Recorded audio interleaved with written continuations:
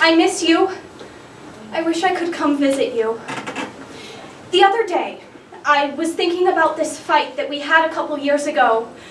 What was I, 14? I don't remember how it started, and I don't know if I don't remember because it was stupid, or if because in a fit of rage I just forgot, but I came home from school and I was so mad. I hadn't done well on a test which you knew I had studied for. I was pissed. I didn't mean to blow up at you, Mama. I didn't mean it, but I yelled at you. I screamed and I argued and I slammed my bedroom door so hard that it broke.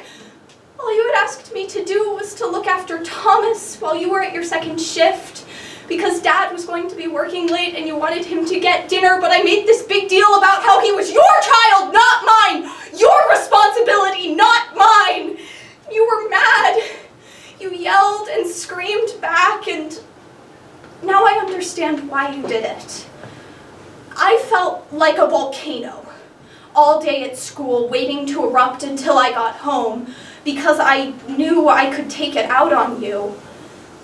I guess I kind of grew up with that mentality, knowing that I could hurt you and that you'd still love me because you'd still love me. You had to still love me, right? I thought that you'd still love me. A mother's love should be so unconditional that you could do absolutely anything and she would still take care of you. You could still crawl into her arms at the end of the day, no matter how old you got.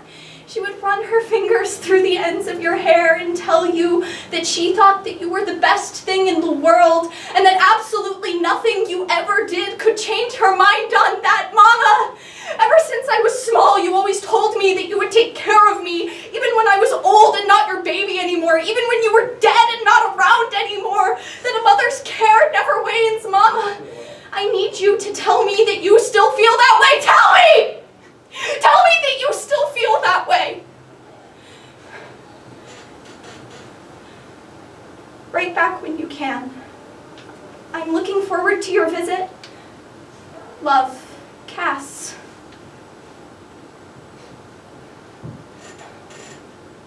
Dear Cass, I'm glad to hear you're doing well. Thomas won a science fair project and Dad got promoted.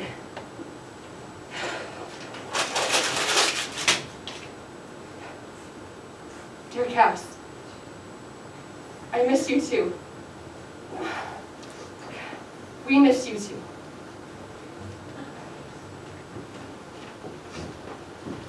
Dear Cass, Mom and Dad don't know I'm writing to you. That's okay with me though. You're still my sister and I can do what I want. I hope this letter can be the first of many. That I can keep writing to you until they let you come home.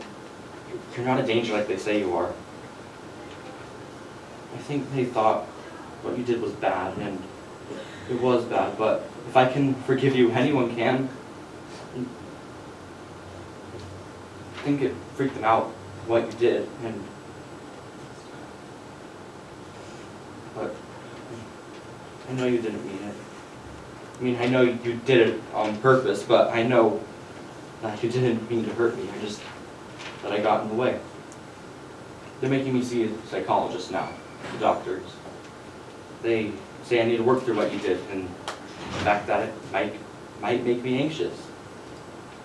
I love you, Cass, and no one can ever tell me I don't need you. I do have some 6 scars from it. Make different splotches, make different shapes and different parts. Like this one looks like a pumpkin, and this one looks like a bottle. Thomas is doing well. He's okay. And Dad's okay. We're all okay. Hope all is well. Mom.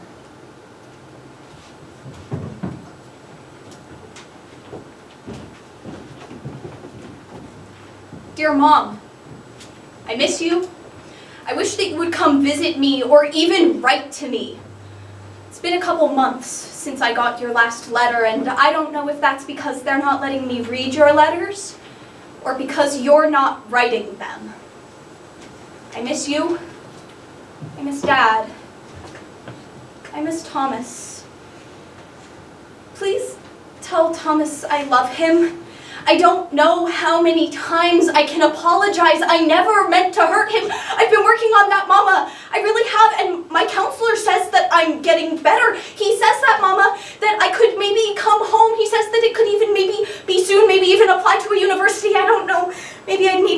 see first. I don't know, but I always knew how much you and Dad wanted me to get an education, even if it's just community college, and there's one not far from here, and my doctor is thinking about getting me enrolled. They're thinking about that, Mama, and I just want to make you guys proud.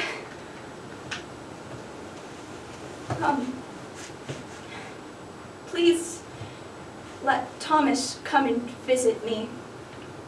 I am trying to heal, and I know he must be too.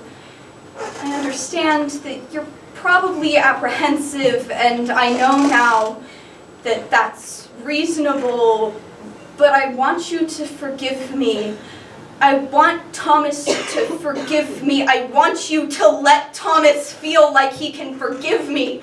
You can hate me, and Dad can hate me, but I want to know my little brother. We have an entire lifetime of relationship ahead of us, and I want to know Thomas. His 16th birthday is coming up soon. He has to know I still care about him. I've been trying to think about what I could get him. I can't really go anywhere. They won't let me, but maybe a keychain if you let him get a car. Bottom line is that I am so much better now. I am so much calmer, and I can handle so much more. I understand why you sent me here. I would have done it to me too, and I guess my point is that knowing that made me want to get better, because I want to know my little brother, Cassidy.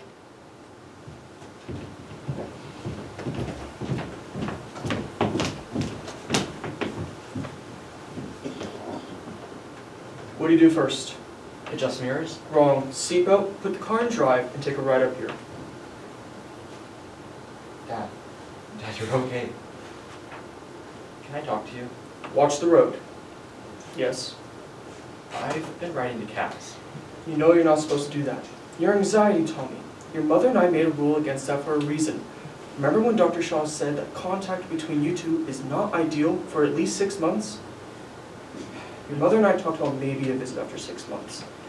We want you guys to see each other, but we want to take care of you, to do what's best for you. Yeah, but Dr. Shaw also said that different people respond to trauma in different ways, and maybe talking to Cass is what I need. I'll talk to Mom about it. And to Dr. Shaw, Tommy, this is a big deal. I don't know if you recognize that. She poured boiling water on you, Tommy. Yeah, because she was raging about a fight she had with you. Thomas, careful. You're scarred for life, not to mention your mental state. And I think it's fair for me and Mom to want to take care of you. You're right for wanting that. I'm sorry. But you can't keep me from talking to my own sister. Fine, I'll talk to Mom, but no promises.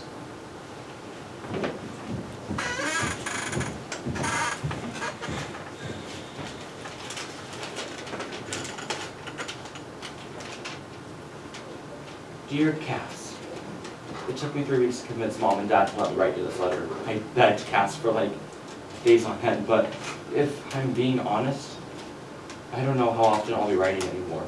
I've got a lot going on now with therapy, school, plus Dad's teaching me to drive, and maybe I can get a job to pay for a car. Dad says if I can pay for half, he'll buy the other. You never got your license. I know you had your permit, but you were too scared to drive it home. I was like that too. I go 10 miles in a 25 speed limit, and I'm so afraid of losing control of the car. And then I realized my situation's kind of like that too. But I was too scared to go the pace I needed to.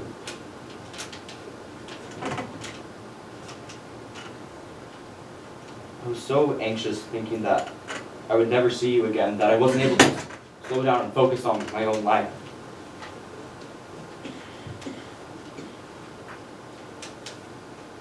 Dr. Shaw says that some people can adjust to trauma through time. And that's why I won't be writing anymore. I've been thinking of you as Cass from the past and just the amazing, perfect angel that I've always made you out to be. But one of the ways I've helped cope is just thinking that you weren't. the perfect person I've always made you out to be. I still love you, Cass. I always have and I always will. But you have to let me come to you. I'll see you in a few months. Sincerely, Thomas.